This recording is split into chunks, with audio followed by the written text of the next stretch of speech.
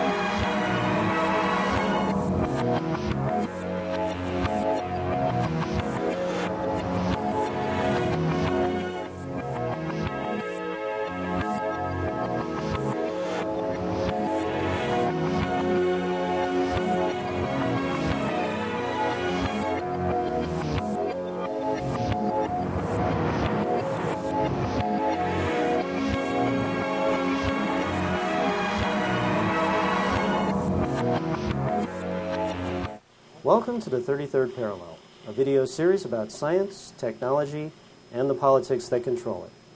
For a long time now, scientists have been busy congratulating each other for proving some aspect of the theory of relativity. As recently as 1995, they've rewarded their colleagues with Nobel Prizes and declared long-held beliefs about the theory as proven fact. Meanwhile, we, as part of the unwashed masses, wait patiently for our eminent scientists to let us in on the joke. Aside from the atomic bomb, just what part of this illustrious concept can we hold in our hands and use in our daily lives? One is left wondering if scientists even care about the day-to-day phenomena that are still left unexplained. We may ask, what is gravity? And the answer is gravitons. Or, what is electricity? Well, it's electrons. Aside from their precious relativity, are there coexistent theories that are worth considering? After all, the majority of our greatest scientists, Michael Faraday, James Clerk Maxwell, Sir William Crookes, and Lord Kelvin, never even heard of relativity, nor would it have helped them if they did. Just what made scientists want to embrace the peculiar claims of a second-rate clerk in a Swiss patent office as the preeminent end-all to scientific progress? As almost an apology to the unworkability of Einstein's rants, we are offered a steady stream of new and ever more complex quantum mechanics and string theory to dazzle us, or baffle us beyond belief. If Michael Faraday and Sir William Crookes never used relativity to further their understanding of gravity and electrodynamics, just what did they base their experiments on? And why do we never re-examine those concepts?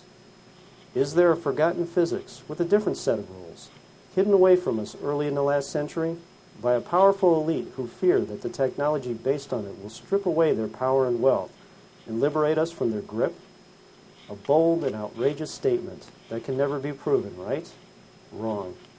William R. Lyne is our guest tonight. He's the author of 3 books. Pentagon Aliens, formerly Space Aliens from the Pentagon, now in its 3rd printing, Occult Ether Physics, and The Free Energy Surprise. Mr. Lyne was born in Big Spring, Texas, and raised in the boom towns of the great West Texas wildcatters. He had the opportunity of being educated about fuel and its impact on industry firsthand.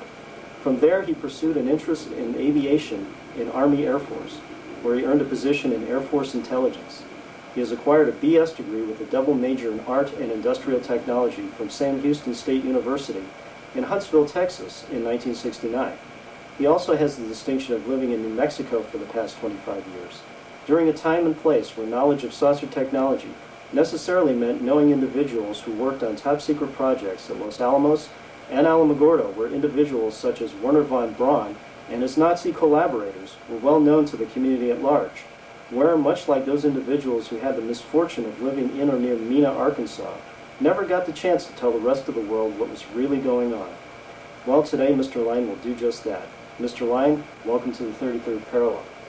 Okay, I'd like to get into some free energy technology now. The first thing I'm really fascinated about is your discussion of the atomic hydrogen torch. And if anybody's a welder these days, they probably haven't even heard of an atomic hydrogen torch. Maybe you might want to explain a little bit about that and why it's so special.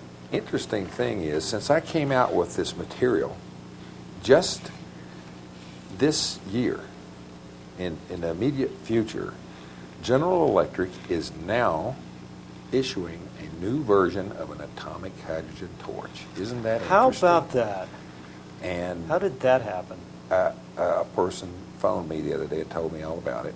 And they have a new atomic hydrogen torch they're preparing to release for the public. And I thought, wow, this is amazing. Isn't that a coincidence that it was dead for all those years, yeah. And now I published something on it, and now they're coming out with it. Now, I wonder how they're going to explain the inordinate amount of energy. You might want to maybe talk about why this is so special, this torch. Well, of course, the discovery of the atomic hydrogen, what I call the atomic hydrogen process, was supposedly made by Langmuir about 1909 or 1912. And he was a chemist who had a lot of discoveries in the area of electrolysis and so forth. And he claimed, and of course the thing about Langmuir is he was an early relativist. So right? He believed in relativistic, what I call RQMs, relativistic quantum mechanics. And he basically, believed in the idea that however much energy was produced when the hydrogen recombined was the amount of energy it took to separate the hydrogen molecules into from diatomic molecules into monoatomic hydrogen. So basically, this process involves the separation of hydrogen, which tends to come as diatomic molecules, two atoms together, into its separate atoms. And then when those atoms come back together, they release 109 kilocalories per mole. It sounds like a lot. Molecules, per mole. And so that is a lot of energy. Now, what I found was a well-known Encyclopedia of Science, which says that it takes 103 calories per gram mole to separate the hydrogen, although the relativistic quantum mechanics say that it takes the same amount of heat to separate the molecules as you get back when they recombine.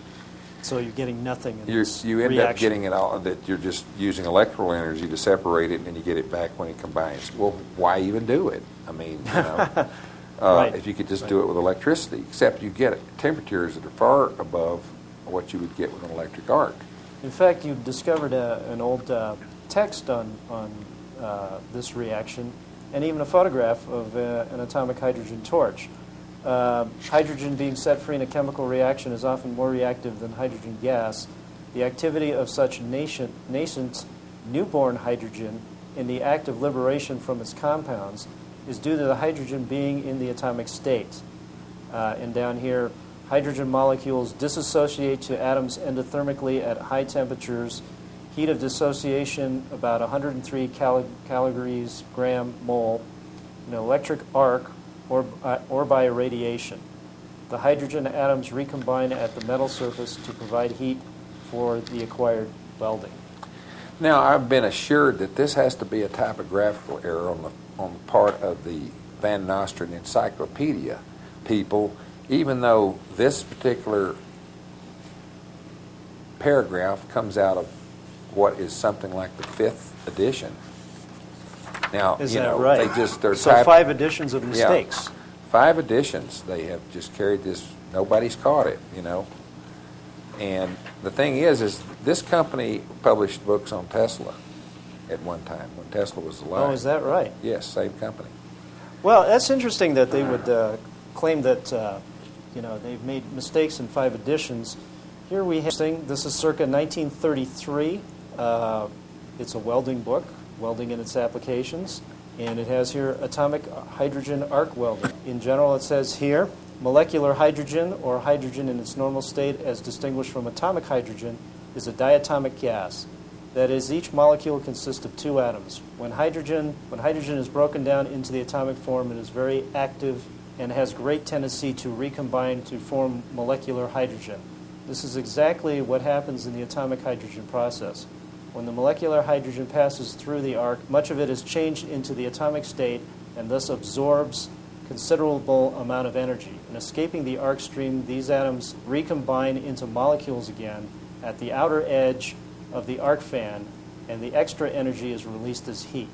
This extra heat is added to the intense heat of the arc itself, produces a temperature that is somewhat higher than either the ordinary arc or the gas flame. Theoretical temperature of the atomic hydrogen flame has been found to be 7,254 degrees Fahrenheit.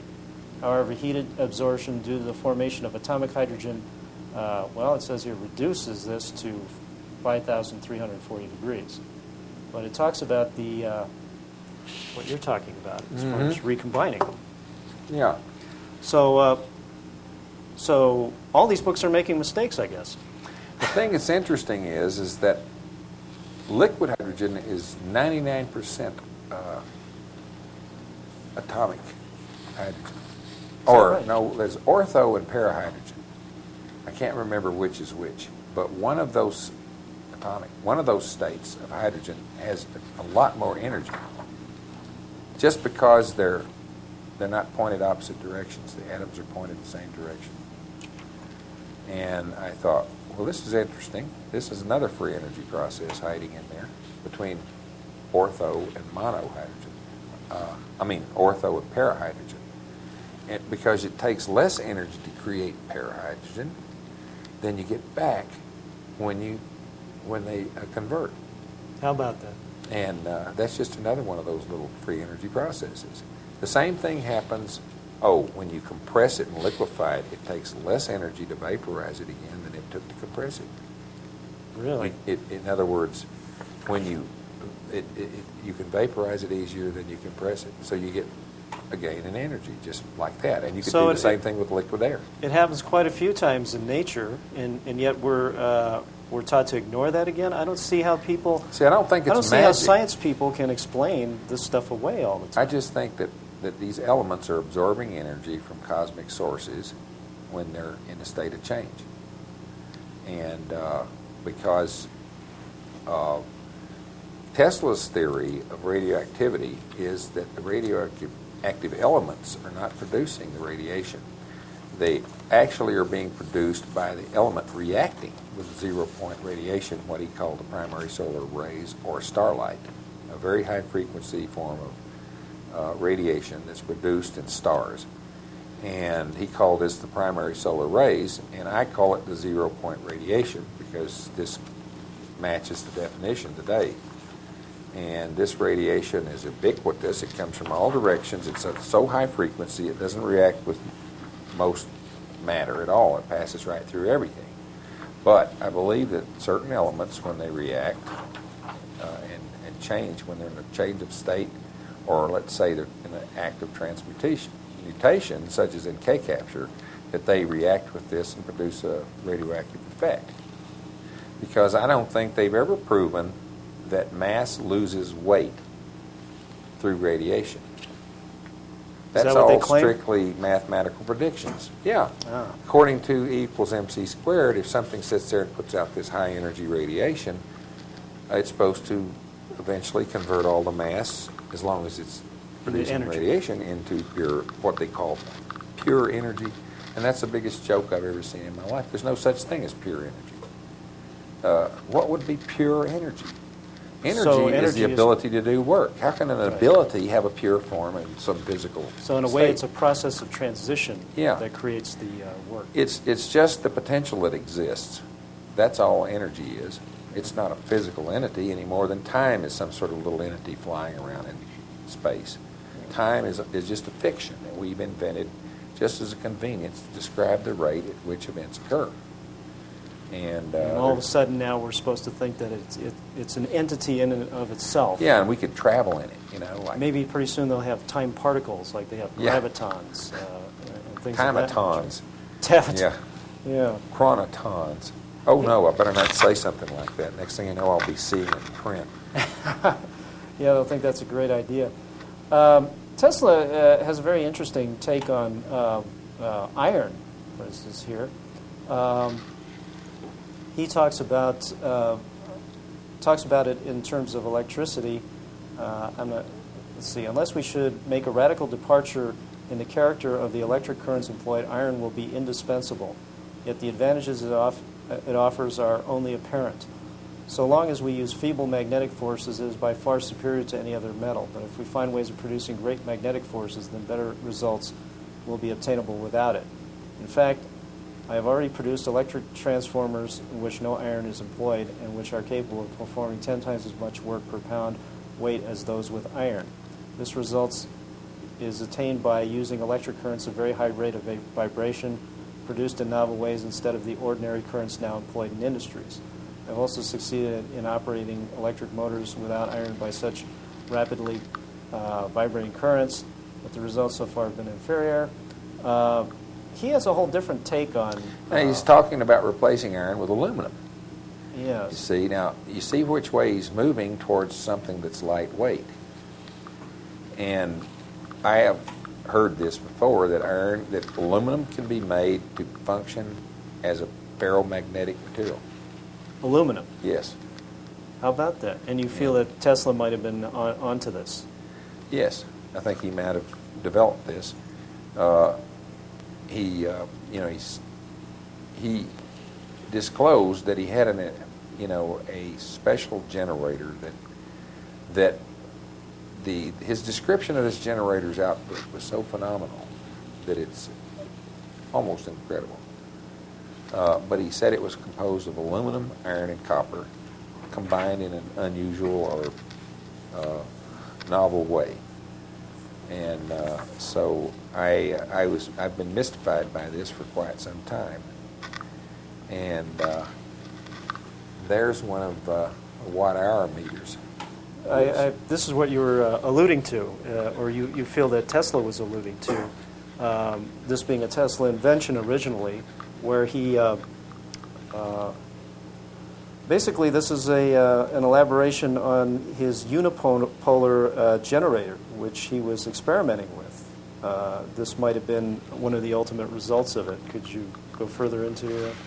Well, I just kind of stumbled across this at the time, back in the late 70s. I had an apartment in my house, and I wanted to know how much electricity was being used internally in that one apartment. So I picked up a couple of antique watt-hour meters in Albuquerque at a salvage place, but these were antiques, and they were 2 110 meters, which I've been told are very expensive now to get one of those kind of meters. But anyway, I got these for a couple of dollars a piece, and I hooked them up in the apartment. But there were no labels on what was the in wire and what was the out wire. These were so antique that they just had posts on there for connecting wires, and there was no label. So I just kind of figured out, well, let's see, I'll run the end wires in here, and I'll have 2 of them to do 220 for this apartment. Well, apparently I hooked them up backwards. And what they would do is the meter would spin quite rapidly when power first started to be used in the apartment. And the more power, they began to slow down. And finally they would get, when the power usage was higher, they would just sit and vibrate. And I called it snoring, because these things made a vibration. The whole house would vibrate with these things. I mean, really? Yeah, it'd make the whole house shake. And if the power usage went up higher, they went in reverse. And the electric bill on the whole complex dropped by about 1/3. So these So meters it's appear putting to be electricity into the system. they appear to be generating power, and so I just got to when I was at a salvage place looking for some metals and whatever, in my little inventor trip that I do, and there was an old man there, and his name was Dort, and he was from Virginia, and he says, my father invented, and I started talking to him about these watt-hour meters because he was interested in this sort of stuff, and he says, well, my father invented the original generator that's used on highly top-secret Navy subs today. And Here we go with it the was subs based on a again. Tesla invention, and the Nazis stole it. And now the government uses it, and it's highly classified. And I told him about these meters. He said, when that meter is stationary and vibrating, he said, that's the center of load. He says, aluminum is the reflector, and copper is the active element, and iron is the magnetic. And he said that this kind of technology was incorporated in his father's invention, which is a Tesla oscillator. And in investigating these Tesla oscillators, Tesla had an oscillator in the 1890s that had a little piston in it that was driven by compressed air. And it only had to vibrate about 1/16 of an inch, just hum. But the inductors, there were two inductors that were on a shaft that the piston was attached to, and these two inductors were just windings that cut the magnetic lines of force in these two big cores, and the windings were over 50 miles long in that. And so that would correspond to what Tesla talked about, 925 mile wavelength, which would be for the Earth about 13 and a half cycles per second. And this is what they use for ELF technology. And that means that the Navy submarines are not, that the ELF waves are used not only just to transmit messages, they're also used to transmit power. So the submarines actually, and this is what the Germans used in their electro U-boats. Always the underlying theme of submarines and submarine power. Yeah, it's being like a clandestine type of piece of equipment to begin with, what better thing to power it? Tesla said one of his greatest discoveries at Colorado Springs was the discovery of terrestrial waves that went from pole to pole. And that was one of the discoveries that he made. So basically this ELF technology would do nothing but like make this wave energy in the Earth accessible. And that would be how they would get a 13,000-mile range out of these submarines in World War II. Well, we have up on the screen now Tesla's unipolar... 30,000 miles, take it back. 30,000 miles. 30,000. That's a lot. It sure is. His version of the unipolar generator, which, of course, as you can see, is very similar to the watt-hour meter, suspiciously similar in a lot of ways. And it's funny because when I heard you speaking about this once before, and even in your book, I'm thinking to myself, if this were to be true, that somehow they have surreptitiously been using this equipment, then I could pick up one of these meters somewhere, and the only working components, or the most relevant components, would be the disc and the magnets, and it would all be the same, and the rest of it would just be cosmetic or possibly a prop even. Well, that's pretty, stretching credulity to the limit, and I just wanted to see how far this idea went. So I went to my scrapyard, my local scrapyard, and was able to dredge one of these things up. Steve, can you get this? And as you can see, it's a I believe this is Westinghouse watt-hour meter, and it has, a lot of us have been looked at this from time to time in our backyard and wondered what all this wonderful dealy-bobs are up in the front here that runs all these great little dials and things, and it's just endless technology here. And I'm thinking to myself, well, maybe it isn't what Mr. Lyne is talking about because of all this wonderful stuff here. But if it's true, all this stuff would be irrelevant. And I look back here and I found that there were 2 screws, and only 2 screws, holding this to the rest of the apparatus. And when this drops off, what do you have left here is the disc, the aluminum disc, the magnet here, and 2 electromagnets in the back. Now, Tesla said it was essential the magnets were weak. This is a weak magnet right here, a weak permanent magnet right there. The reason for the weak magnet is so the magnetic field can be reversed and oscillate as it bounces off the aluminum. Right. So here we have a relatively modern version of this, and it's a Faraday disc or a Tesla disc, more properly termed, running the whole show. Now, what I'd like to do is compare this to an older meter. Well, according to their theory, they're saying that when current passes through the flux, or rather, the flux runs counter to the electrical flux that's created by the electromagnet. The idea is that when the flux passes through the disk, it's supposed to create a thrust on the disk and turn it a certain direction. And then the metering gadget is supposed to measure the number of times per second or minute or whatever that this thing turns, and all these little gears, and show you all these little digits to measure the amount of current that you're using. But the truth of the matter is there something here that bears looking at, because it's really a generator. Now, what would be the purpose of them plugging in free energy generators to each of our houses? It could increase the amount of power that they're actually being paid for. In other words, they could generate the seed power to make this thing oscillate, and then you would be billed for what the meter says you used, when in fact the meter is generating a lot of the power. Along with the poles and the plates underneath all the poles, they'll have copper plates under. And you feel that the power stations alone wouldn't be enough to keep this moving along?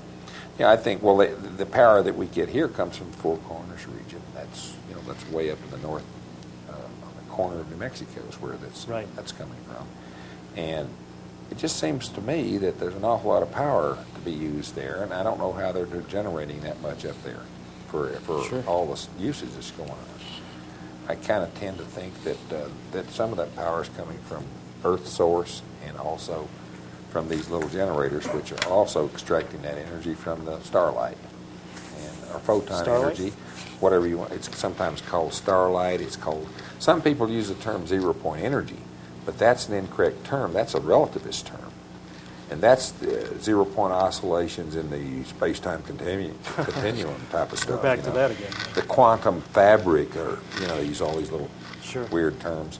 But that's not supposed to be true according to relativist theory, because you can never have one-half quantum. In other words, they use this all the time. They use this in the neutrino theory. But according to the relativist theory, you can never have a half quantum. You've got to have a full quantum, because the electron is indivisible. Oh, right, yeah. And that's not true. Let's compare the fairly modern watt meter to something, again, we've dredged up in our little explorations. This thing is called a frequency relay. This is much older. This is circa 1930s, possibly. And as you can see, it has all the relevant components on it. It has the disk, the weak magnet, and the electromagnets, and a power resistor up here, but basically that's it. And this has an inhibitor that causes it to oscillate. So, your comments? Yeah, it closes the switch. It shows here, it says close left at 61.9 cycles. Close right, they don't even show. But you see 2 little contacts, one here and one there. When this disc goes here, it closes that one. When it goes here, it closes this one. So it's oscillating back and forth. And I assume that it has something to do with these coils out here. But I don't know what a frequency relay would be, except this 61.9 is almost 62 cycles per second. It sounds to me like it. If the frequency isn't right, it opens or closes a switch here. But it also could be vibrating back and forth. It's got a limiter on it and a spring that makes it return to one position. But it looks like some very mysterious little gadget. Yeah, it's suspicious how similar that is to a modern-day gadget without all the bells and whistles on the front. Apparently, they weren't too interested in concealing technology as much as well, according to more that sophisticated. diagram that you had on there earlier, where it showed the unipolar generator, you can see where Tesla shows in the illustration that the positive charges go one way in the magnetic field and the negative charges go around the other way.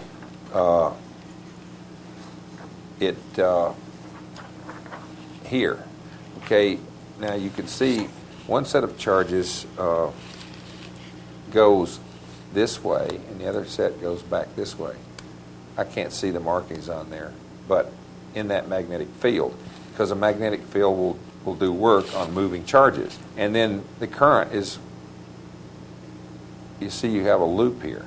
Here you've got a thing on the edge to pick up current, and here you got a return loop near the center.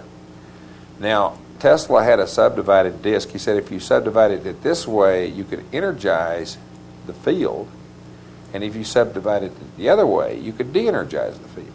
So if you had a disk with subdivisions going this way, back that way, this way, and back the other way, then when you spun this disk between these fields, you would cause an alternating magnetic field. If you put windings on that field, you have a generator that's far beyond the current that could be generated by this disk generator. And this could be as big as the watt meters we just Yeah. showed. And that's all you need. You get an oscillating magnetic field with windings around it, and you could get a lot more energy this way. And this is how most of his technology that got high output worked. But he described one generator that was special that we don't have anything on, the government's concealed it, that the output was phenomenal. And it sounds like the watt-hour meter from his description of it. Wow. From what we can get our hands on. And just for good measure here, we have just another photograph of the same thing, basically, with the magnets and the disc, the weak magnets in the front here, Yeah. and the disc going through it. And this business. That's just to measure the disk span. But the one that I hooked up backwards, the disk would rotate fastest when the current usage was lowest.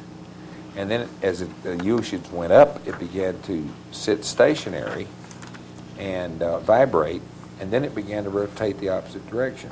And so it indicated to me it's generating more power than is being used at that point when it's going backwards.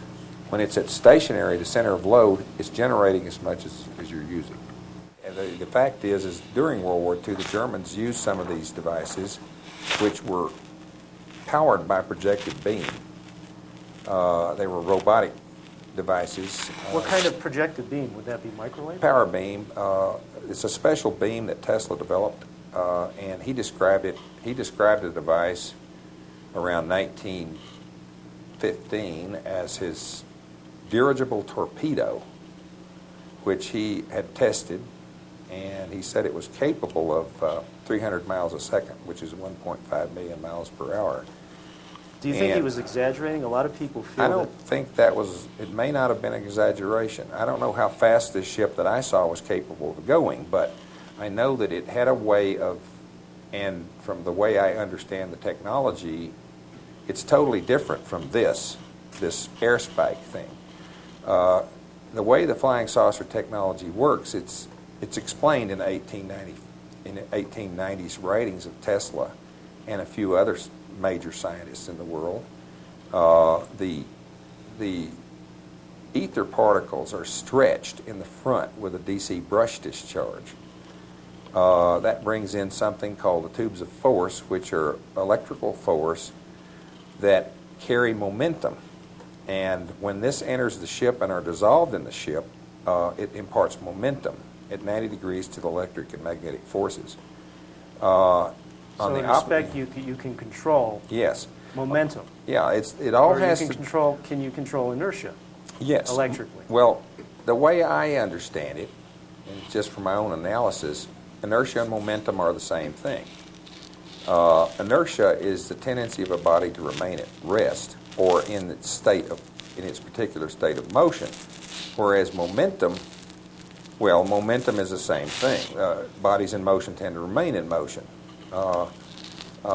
However, according to Tesla and J.J. Thomson, the discoverer of the electron, momentum is the product of these tubes of force which exist in space, and they're at random until they're united by this brush discharge or by a body moving through space.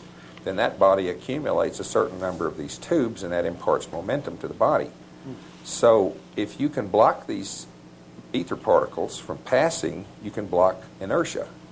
And that's exactly what Tesla's... So this is actually in the literature by J.J. Thomson and Tesla. Yes. We're talking the 1800s. Yes. Getting back to saucer technology, German saucer technology, you claim in your book that you were at a salvage yard and had collected something. In fact, you have a photograph in the book. You call it a Pyle-Tochter compass. Could you explain a little bit about that? Well, literally, Pyle-Tochter Kompass means polar slave compass. Tochter meaning daughter, so it's kind of a little humor in there, German humor, that the daughter is equivalent to a slave. But what that means is this is a slave compass, so there's a master compass, which is a gyro. The gyro is the master compass, and the polar slave compass will then pick up the heading that is calibrated into the master gyro. Which this particular device it's mounted this way, so the dial is 360 degrees this way. It's set off in 30-degree increments, and it has a dial here, which you turn 30 degrees left, 30 degrees right. You can also do 60, 90, any 30-degree increment. But this device then has a little electric motor on it, so that when the ship changes directions, let's say that you turn the flying saucer 90 degrees to the right. Well, the main compass is calibrated to show true north. So when the ship starts moving this direction, then this little motor cuts on and rotates a dial that's with gears on it around to show you the correct flight heading according to true north on the master compass. And the reason this kind of device was necessitated in the first place was because the flying saucer has an electric field around it that makes an ordinary compass totally useless. And another reason is the flying saucer moves so fast that you're going to be over the next state in a few seconds, if you don't cut the power. And so this particular one that I have is a primitive device compared to what they must have now. But it was the only thing they could come up with to navigate these saucers. And these devices which you have here, you have a couple. Yeah, we have here something from an American salvage yard in California. Very similar to what Mr. Lyne's talking about as far as the German version, as far as the 30-degree increments, correct? And it has a dial which adjusts here. This thing is thrashed to bits, so you'll have to excuse its shape. And we have the specifications here. Indicator gyromagnetic compass type V7A. Specification MIL 15126A. Order number AF23804. Stock number 6263-15700. Kierfot Company Incorporated, property of U.S. government. I bought it at a salvage yard, so everything's totally legal. And it's very similar to what Mr. Lyne is talking about in his book.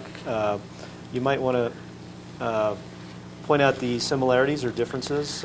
Well, do you feel that this was from an airplane or a saucer? Yeah. Or?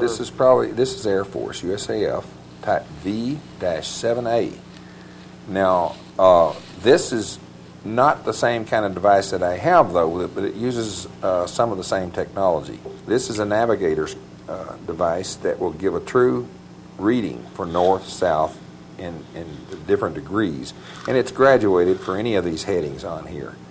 The one that I have, the reason I knew what it was when I saw it was because when I was a boy, I slept in the backyard to watch these ships coming from New Mexico at night, flying in squadrons, and they would turn in 30-degree increments, 30, 60, 90, 180, and I could tell they were at very high altitude, and I hadn't seen one up close. All I could do was see them in the sky at night, high in the sky, navigating, doing maneuvers, and I would see a bunch of them flying along, and I'd see one coming along, and it looked like a star, bright light, and it would go along and then suddenly do without slowing down, it would do an instant turn, angular turn, and it was in these 30-degree increments. Well, when I saw this device on a scrap heap in Albuquerque, I knew that's what it was.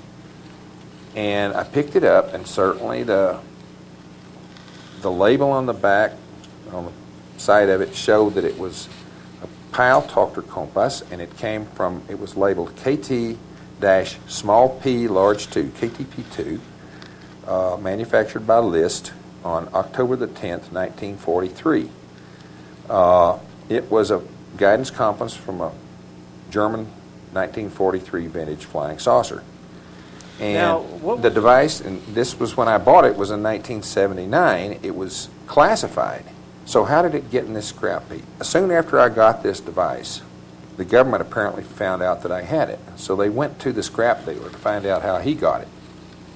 And the scrap dealer then said, I got it from a guy at Sandia Base. So they went, the guy at Sandia Base was the guy who normally brought scrap released for salvage to him. This guy was stealing classified, he didn't know it was classified salvage when he stole it and sold it. And so they put him under surveillance, they caught him doing it again, and they put him in jail. And then that information got back to the scrap dealer and got back to me. So that was classified information. They weren't supposed to let that kind of information get out. The scrap dealer wasn't supposed to know it. I wasn't supposed to know it, but I know it. And I found it out. So I knew that they couldn't come and get this thing back from me without confirming what it was. And why was some device from 1943 still classified if it was nothing more than an inertial guidance system? That's a good point. If it's present on every airplane in the German Air Force, and it's present in every airplane. The dial is in the middle on it, and it's clear that this device controls the direction of the flying saucer, and that the saucer can turn in any of these 30-degree increments, just like the ones that I saw.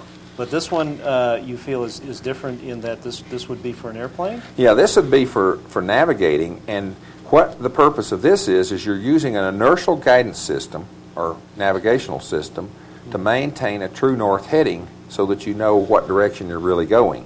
Right. Ordinary compass could be influenced by all sorts of things, magnetic declination, metal on the ship, electrical things can influence it. But on this device, it's strictly inertial. So when they take off, they calibrate the master compass. No matter which way the ship turns, it maintains its true heading in relation to this compass. And so they can always know what their heading is with accuracy for navigational purposes. Also in this wonderful junkyard that we were in, there's another piece of salvage here called a master indicator gyro flux gate compass. Do you see any relation between these two? Yeah, both of these more or less are the same thing. This is a World War II variety, and this is a later version, which you can see the jet plane on the pointer here, that this comes from the jet era. So as best I can tell, it may be made in the 50s, maybe 54 because of these numbers, in which case it's definitely in the jet plane era. So it serves the same purpose. Yeah, and it's smaller, more compact. And this is a World War II version that was used to get a correct heading with an inertial compass. And so you have this is the master indicator, as it says on its. It says master indicator. So this will give them a true heading for north, and then they can plan all of their navigation around that. They want to know where north is. So the technology they might have quelled from this type of knowledge of inertial guidance systems to use on But the German I think type. the device that I have, the Pfeiltochter compass, I believe that it originally was a Nikola Tesla invention that was developed in conjunction with Sperry Gyroscope Company in 1917, because there's a documentation in my book that Tesla tested a robotic plane on a round trip, 200 miles round trip flight in conjunction with Sperry. And They mentioned the company name, Sperry. Yeah. That's interesting. Yeah, And they do a lot of Elmer compass. Sperry was a friend of Tesla's. Tesla apparently developed this friendship and used Sperry to develop this thing on this robotic ship that was flown on a 200-mile. It was taken off, landed, taken off again and brought back, all robotically. And it was the first flight of that type, as far as I know. And I believe that because I've found several other technologies that were properties of the Sperry gyroscope, later Sperry Unisys, which end up in Nazi hands, there seemed to be a trading with the enemy thing going How on about there. that? And for instance, the Klystron tube, which was developed by the Varian brothers in 1939, was a Sperry property. And researchers claim that the Nazis had the Klystron tube and show diagrams of it in Nazi documents. So it looks like the Klystron found its way along with the Pfeiltochter. The Nazis, the Nazis seem to have a very good handle on microwave technology. Well, the first guy they sent over here in 1936, actually he was invited by the American Rocket Society and the National Geographic and the Smithsonian Institution and the Simon and Florence Guggenheim Foundation, was a scientist, a rocket scientist named Willy Ley. And Ley was actually very the popular. tutor of von Braun. Yes. And Ley came over here at the invitation of the American Rocket Society and all the rest to work with Goddard. Now, what's the time period we're talking about here? 1936. Actually, he was invited around 1935. And he came over here and he defected. There was research being done prior to 1935 on rocket technology Yes. by individuals other than John Goddard Yes. here in this country? Robert Goddard. I'm sorry, And, yes. and Robert there was a rocket scientist who lived in Santa Fe from, I believe, the late 20s. I know he was here all during the 30s. And many people know him as a solar designer because he built a lot of solar houses and this sort of thing and wrote some books on the subject. But he was a rocket scientist whose rockets were actually outperforming all the other rockets before, but he used solid fuel. His name was Peter Van Dresser, and he was the author of the Van Dresser Constant, which von Braun talks extensively about when he talks about his plans to go to the moon. And because the Van Dresser's constant was used to compute the trajectory of the rockets. And it was also used to fire all those rockets into Belgium and England. Let's talk a little bit about Wernher von Braun. His presence here in New Mexico apparently goes back a little further than is widely understood. Yeah, this is all purged and kept out of the books. Nobody's ever told about this. Right. But Van Dresser was angry with Goddard because Goddard worked originally, as I said, Ley was sent over here, but Ley defected.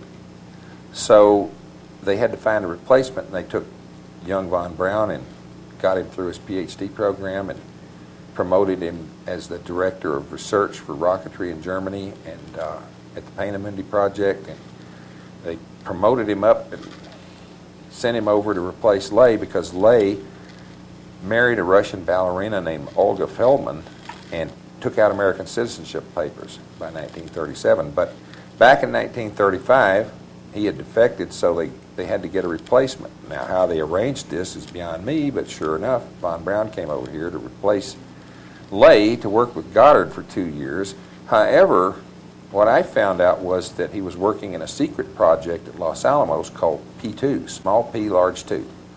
This is probably the most controversial part about it. It's one thing to say Wernher von Braun is present here prior to the war. Now you're claiming that he's responsible for technology other than rocketry. You see, none of the misinformationists want to mention von Braun in relation to flying saucers.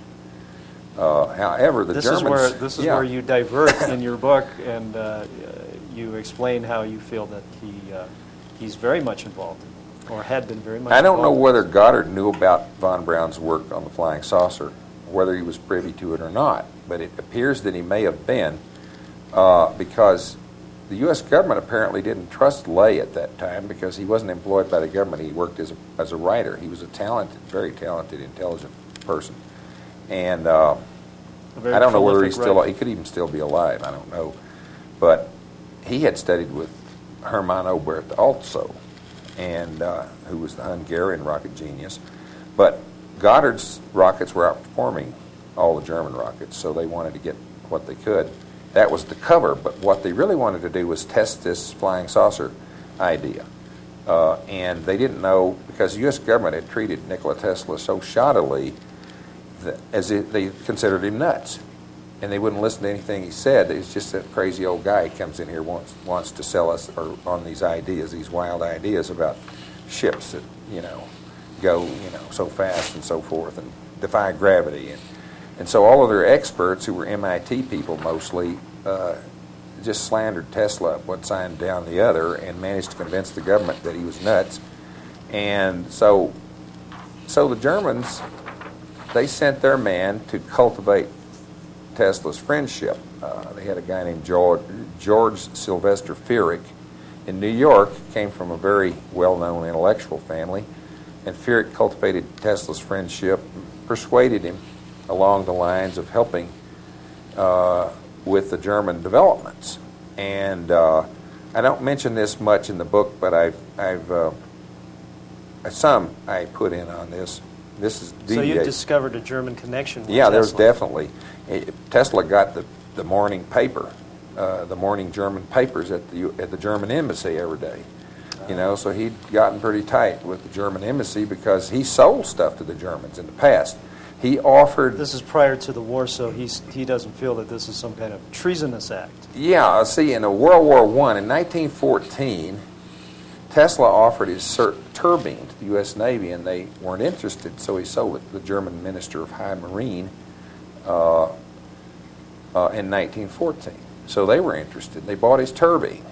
And then, in World War II, he offered all this stuff to the government. He offered the U.S. government ELF technology in 1914, 15, along in there, 17. Which they're using now as part of... He offered them that technology then, and they turned it down, you see.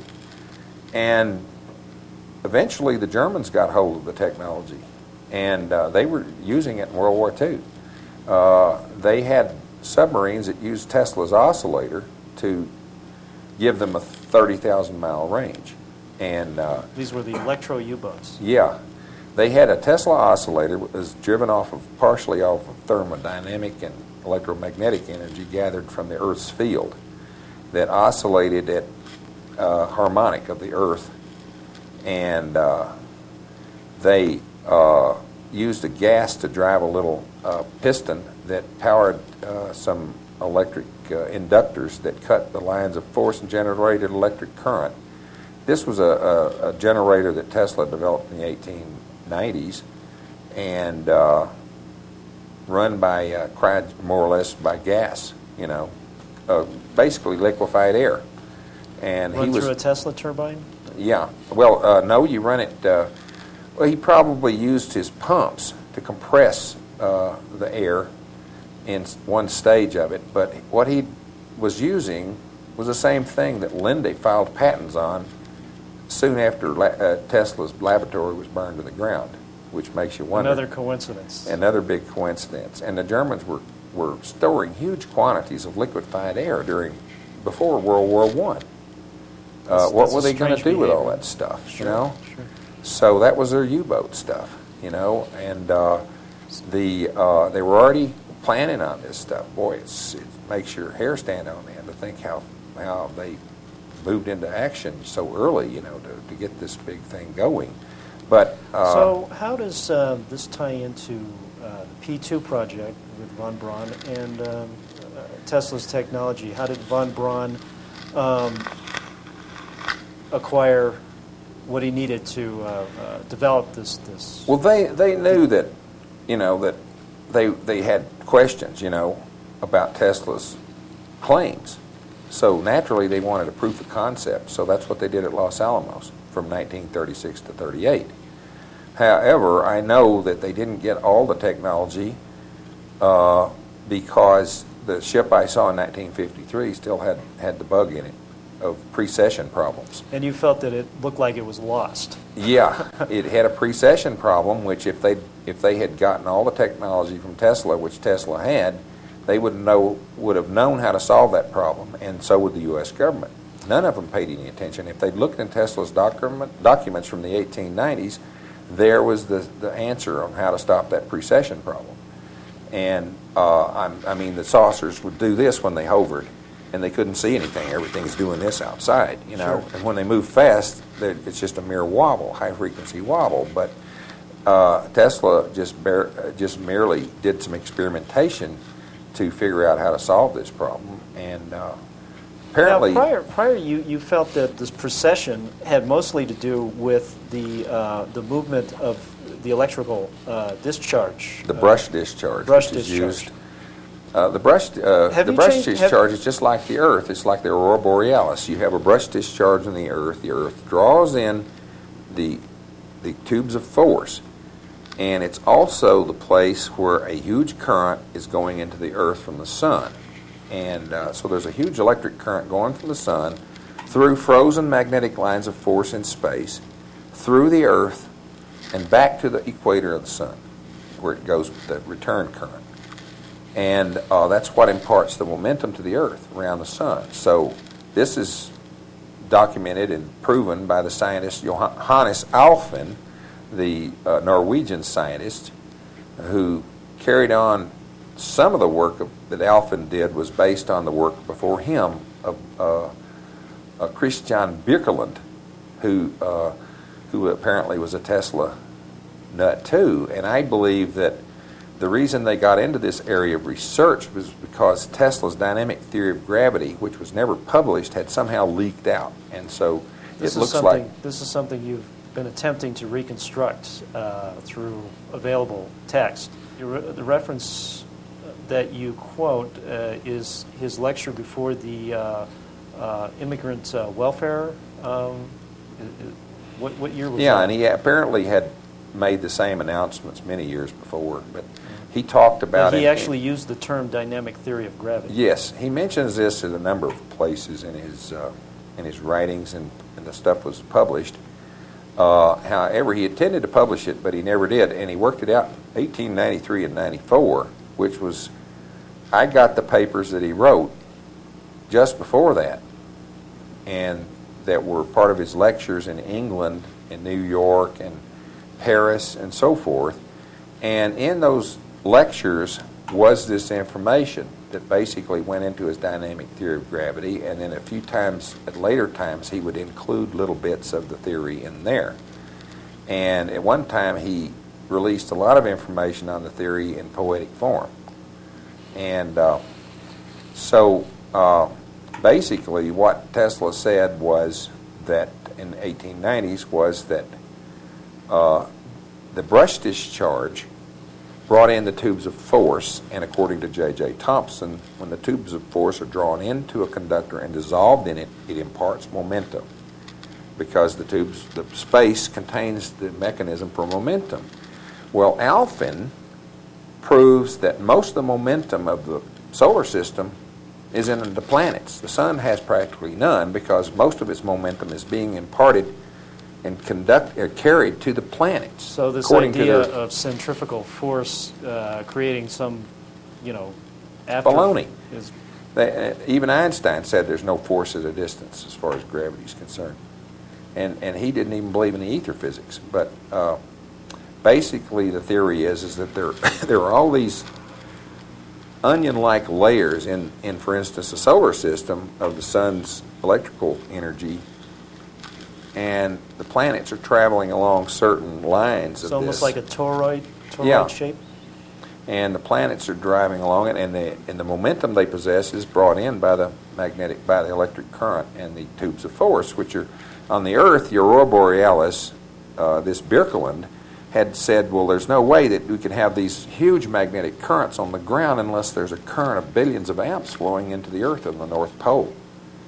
And so the aurora is actually a brush discharge. Now, the aurora borealis is not the same as the aurora australis on the other end.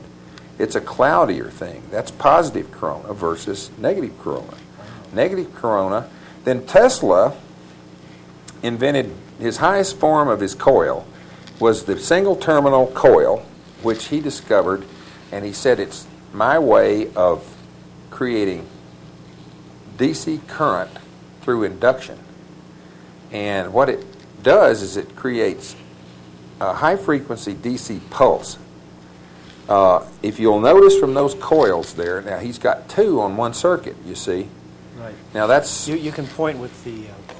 yeah, you've got two coils on one circuit. You've got this coil here and this coil over here. And then you look at these coils and you look here. Let's see, there it says P1, see? Interesting and reference. over here it says P2. Uh-huh. So basically those are primaries, different primaries. And this, for instance, could be used. The only reason for having them in the same circuit is for a flying saucer. In other words, this it doesn't coil make sense the way it's set up. I mean, Right. if you are Yeah. signaling, as the patent claims, system of signaling, you wouldn't have a wire that's connected for 300 miles to signal. It defeats the whole purpose. Yeah, I mean, it's all on the same oscillator. He's running these things on one oscillator. Now, this one over here is the one we should be looking at if you All can right. get it in the picture. All right, that's more interesting because there you see the P1 and P2 right there, okay? Now, that's P2. It's expressed a little differently, but they didn't have these terms. Now, this is the P2 1890s.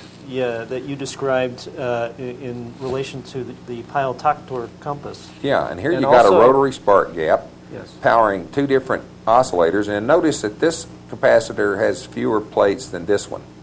And that's because this one is going to be tuned to a quarter wavelength.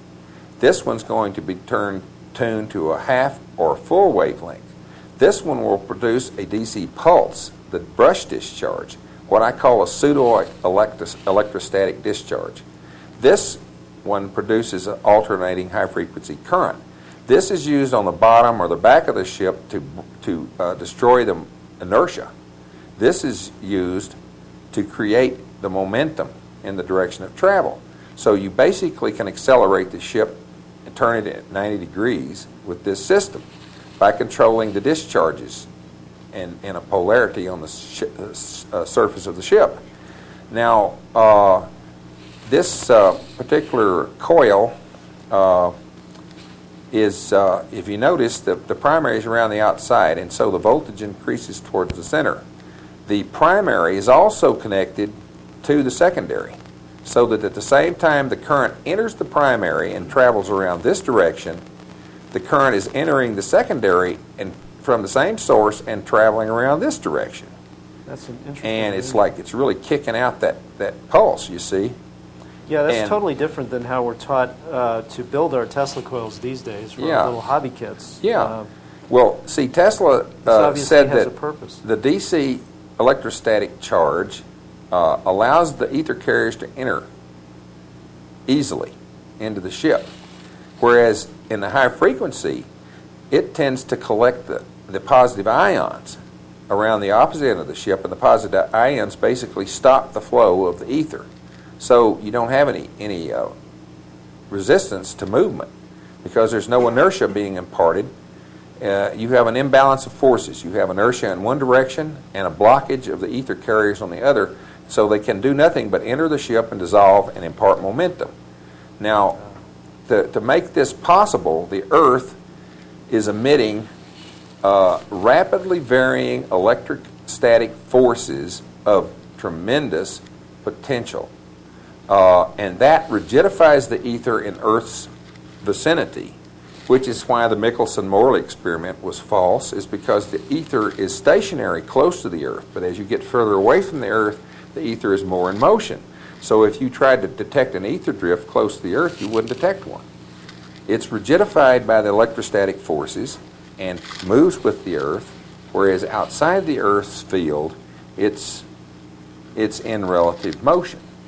So the ether drift experiment was based on a false premise of a dynamic ether. So somehow Tesla, or von Braun, Wernher von Braun got a hold of this technology, and this is what he was developing in 1935?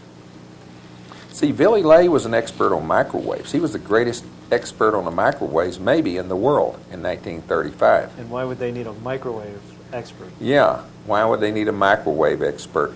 Now, what's interesting about Willy Ley is the government hired him in 1944. The Burke Aircraft Corporation moved to the environs of College Park, Maryland. And that, I believe, was the first American electropropulsive flying saucer project. That was after they discovered the Germans making these ships based on Tesla technology. In Maryland? And Maryland, it's right, College Park, Maryland, that's where the Goddard Institute is. How about that? How cozy. And the Space Flight Center. So that's a very high priority to some guy who writes science articles and poetry books for children about science, that was suddenly whisked away by the government after they realized that he was the only guy they knew who could tell them anything about this stuff. And so they hired him and put him to work right outside Washington, D.C. on some very high priority project. So Burke Aircraft Corporation of Georgia. Yeah.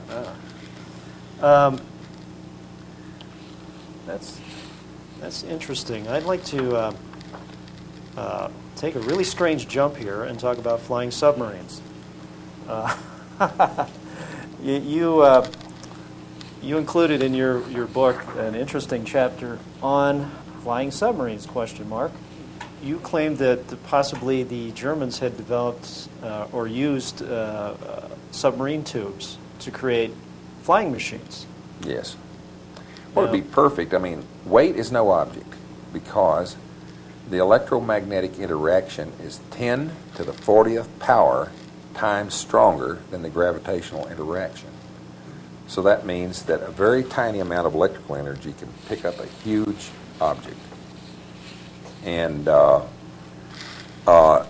what triggered my awareness of this submarine pressure hull concept was a person I know and his daughter witnessed one of these ships.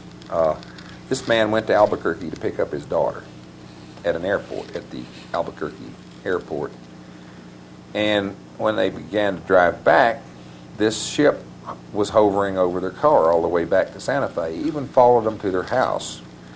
And he said that it had an old iron, what looked like an old iron ship's hull. He could see rivets on it, and it hummed like a diesel engine. Apparently, these don't sound like alien spacecrafts from an advanced civilization. Well, the ones in South America have been seen belching black smoke and making clanking noises. Probably some loose chain or something hitting the hull as they moved around, you see.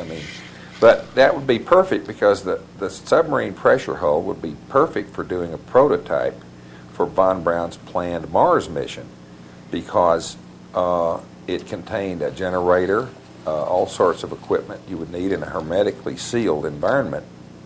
And the pressure hull is round, just like a cigar, and has slightly tapered ends on each end.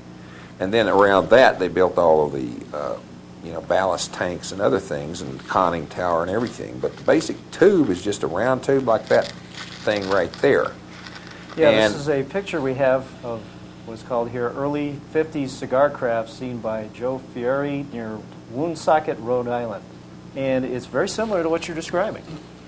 well, I have seen videos of a ship, and exact same description has been seen a number of times.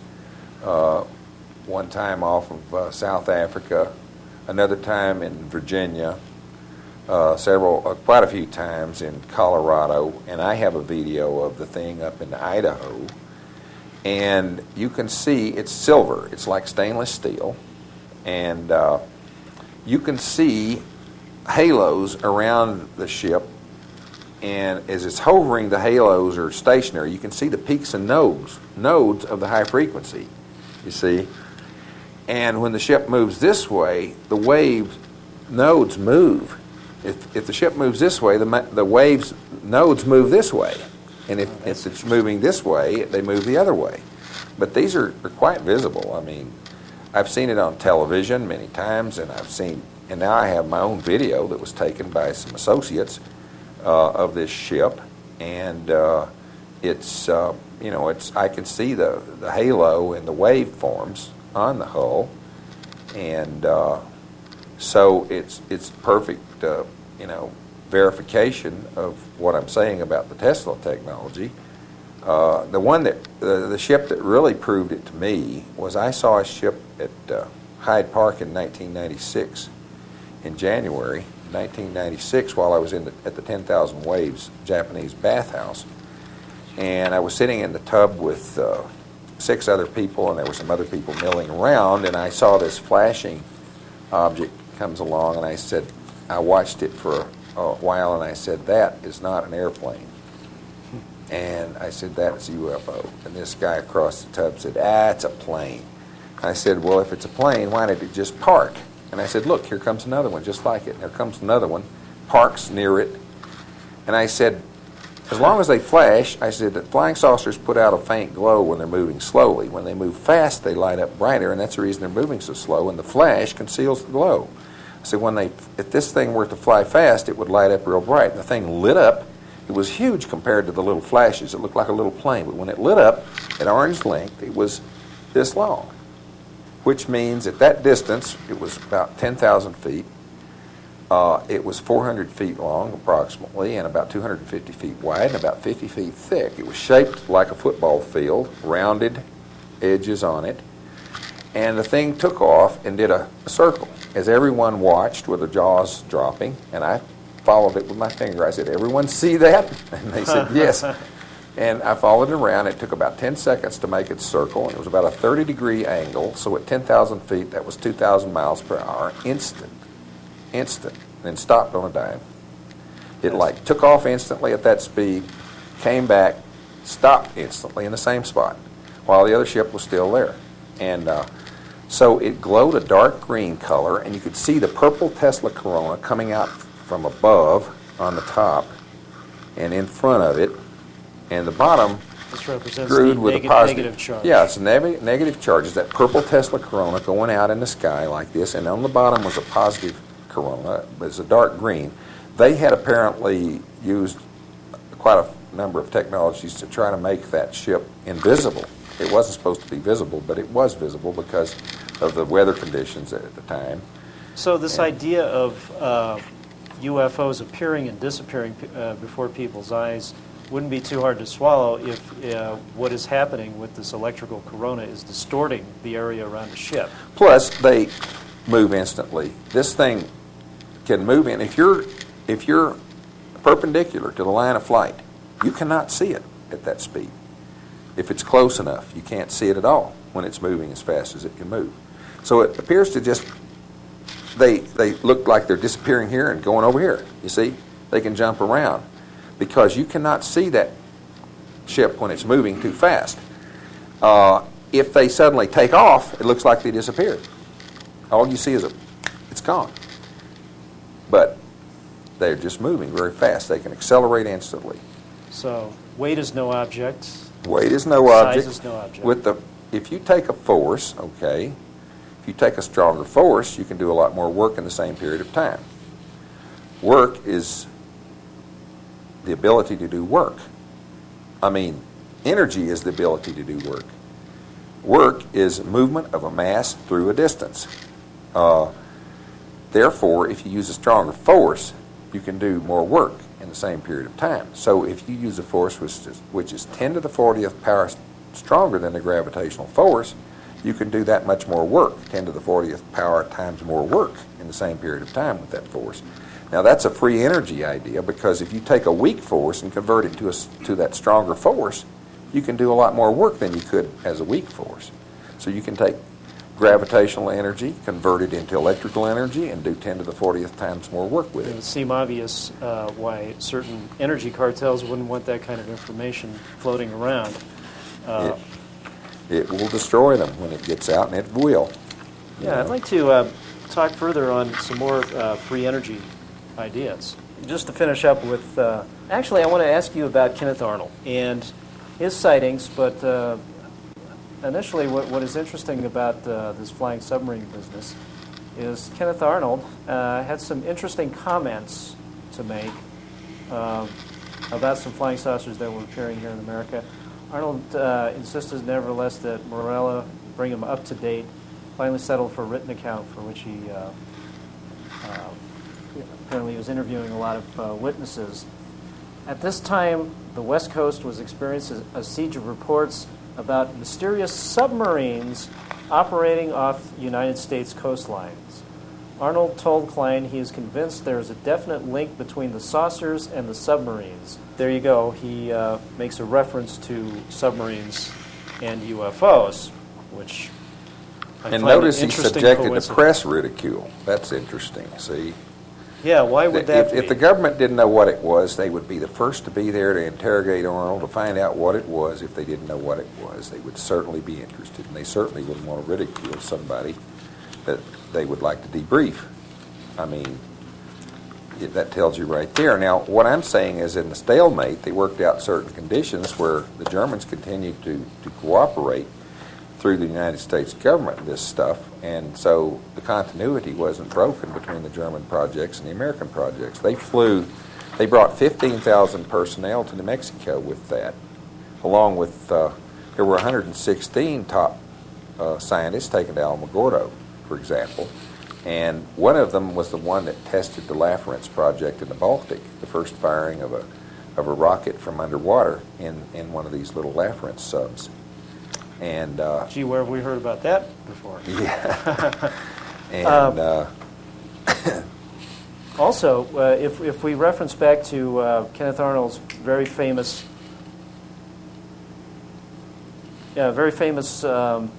sighting, which started the whole UFO craze in 1947.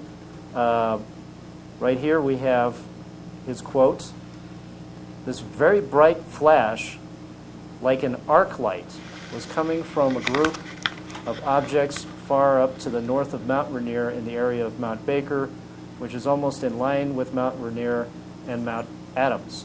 I saw a chain of peculiar aircraft approaching Mount Rainier very rapidly. They seemed to fly in an echelon formation. However, in looking at them against the sky and against the snow of Mount Rainier as they approached, I just couldn't discern any tails on them.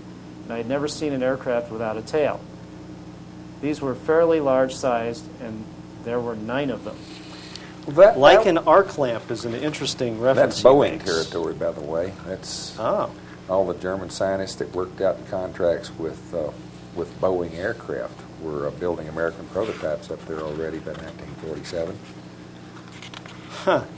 Well, again, that's quite a coincidence. Here we have a picture of Kenneth Arnold himself holding up an interesting photograph of his flying saucer.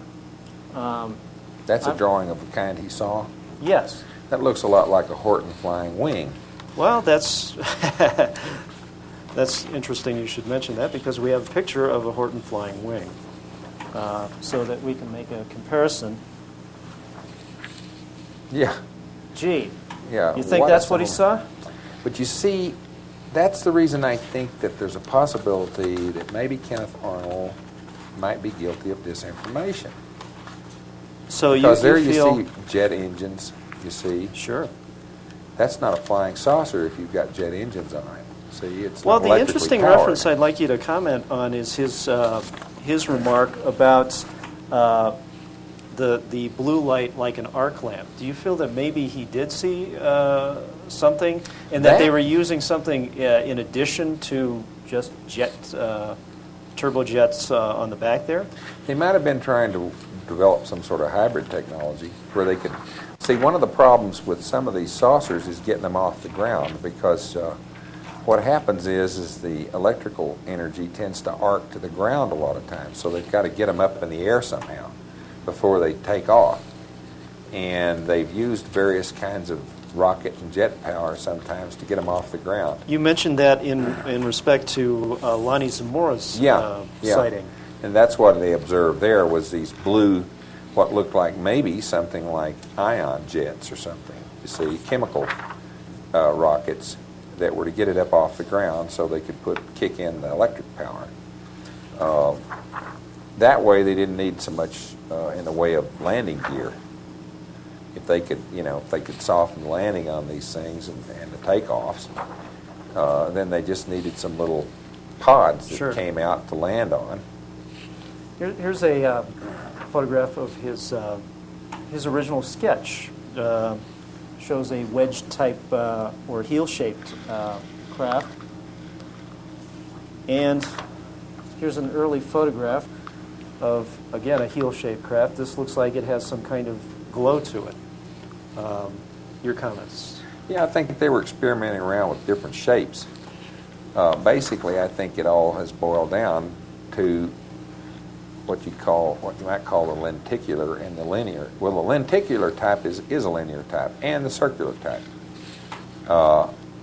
Basically, the ship that I saw at Los Alamos, at Hyde Park above Santa Fe, it was a huge lenticle, you see. It was a huge lozenge shape. And you think about that, it was as big as a football field with the track around it. 5-story building, 50 feet thick. I'm going on proportion because I worked with proportion as a sculptor and a painter, so I can calculate proportional shape and size and so forth pretty well. And this thing would be like a flying 5-story building as big as that shape inside a football field and a track. Now that's a huge ship. That is huge. And what are they going to do with this ship? Now, the big question with me is, how are they hiding these things? Where are they hiding? And I have heard all kinds of scenarios from reliable people, people who know about such landing schemes in places like Switzerland, where they have whole cliffs or whole mountainsides that slide out, and the ship goes inside, and then the whole mountain closes back up. You're saying people might have seen something like this? Yes, I know people that have seen stuff like this, and I also know that there are people who have seen these things go into water. So what would be better than to have a lake just as a landing pad for this ship that goes underwater, and then there's a dolly down there that pulls it sideways into a place up the hill that's out of the water, or through an airlock. In fact, there have been several sightings in Puerto Rico, in lagoons out there in Puerto Rico, and to make it even more convenient, these are held by the United States as wetlands, so that there's no human contact on these things, and these Puerto Ricans, these poor people, are seeing these lights going into the water over there.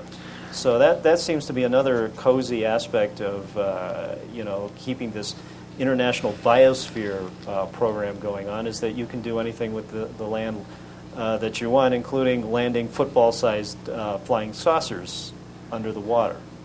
Well, all you need is unlimited funds, and and you've got it. Yes. Who do we know that has unlimited funds? Anything. You see, my theory is, this is the only thing that's theoretical that I'm saying, is why have they kept it secret so long? And my theory is the big corporations don't want us to have this technology, because when you start making a list of everything that this thing is going to obsolesce, it's a lot. It's a big transportation, fuel, all kinds of things. Aeronautical companies, airlines, you name it. Spare parts. There's not a lot to wear out. And who runs the airlines? The CIA? Yeah. Going to put them out of business? You know, when you start looking at that, it's my opinion that the only reason the military even is allowed to use this technology is so that they can argue that it's a national security interest to be protected and use the government to protect the technology from us. In other words, to keep us from not talking about the Russians or Chinese. Their governments have this same technology. The only reason they keep it secret is to keep us, the citizens who pay for it, from finding out how and using it. Right. And so here's the government telling these outrageous lies to every child in America, every adult in America, and every old person in America about aliens. They've concocted this whole thing, and the intelligence network distributed it through making sure that we're dumbed down enough to where a lot of people would actually buy that. Yeah, I'm not surprised at this recent scandal that they dug up about the dumbness of the school books they're writing. Huh. You know, that's no surprise to me. No, of course not. And, actually, that's been an ever-present dream of certain groups in our society for over 100 years. They've been stealing and hiding technology for so long. They don't want it to move any faster. They want it to move real slow. Sure. Because they've got all the technology they want us to have, and they want to keep it moving slow because they've got all that oil to sell us, and they're jacking up the prices whenever they think they can get away with it. Sure. And they know that every time they jack up the prices, though, it stimulates vapor carburetor research, and so they can only jack the price up for a while, and then they have to drop it back down again to kill the research. You see. Right. Then people forget about that. To give you an idea of what we were capable of in 1947, referring once again back to Kenneth Arnold's sighting, on the way he made some rough calculations of the speed of the formation from the timing he had done near Mount Rainier. He came up with an answer of around 1,700 miles an hour in 1947. That could be the Horton jets. You see. Do you think that they would achieve that kind of speed? Yeah, I think they could have. You know, you never know how fast a plane goes. You can never rely on any published information about its speed. I mean, if you look at an old Jane's manual, you'll see that in many cases the top speed of the aircraft and all the other characteristics are classified, still classified at certain times. So they usually won't even tell you, and if they do tell you, you can't really know whether it's true or not. You know, it could be much faster. Sure. But you know, you never really know what the top speed of an aircraft is because usually they won't even publish it. They'll show the picture of it in the manual, but they won't tell you how fast its climb rate is and so forth. Its performance characteristics may be classified, but I believe they could have gotten, with some of those Horton planes, they could have gotten close to that. From what I saw, the pictures of these things, those are pretty advanced designs. What they do is they don't want this technology to go too fast. So they get a lead and they just want it to go at a certain speed as long as they're faster than the Russian planes or whatever. Right. As long as, just to keep that edge. Meanwhile, they're going 25,000 miles an hour, like the one I saw in 1953. And then they're talking, they've got articles all out there in the papers that they're controlling, talking about how we might be on the verge of discovering anti-gravity technology. Yeah, you know? I suppose our old friend Mirabeau will figure that one out for us, too. I'd like to thank Mr. Lyne for being our guest on the 33rd Parallel. I hope there are many who feel as I do, that it's a good and healthy thing to entertain alternative views on items of such importance as our world history and scientific progress. This is, in fact, the primary objective of this video series. I hope you found it worthwhile, and remember, the truth can flow from lies, but lies cannot flow from the truth. Good night.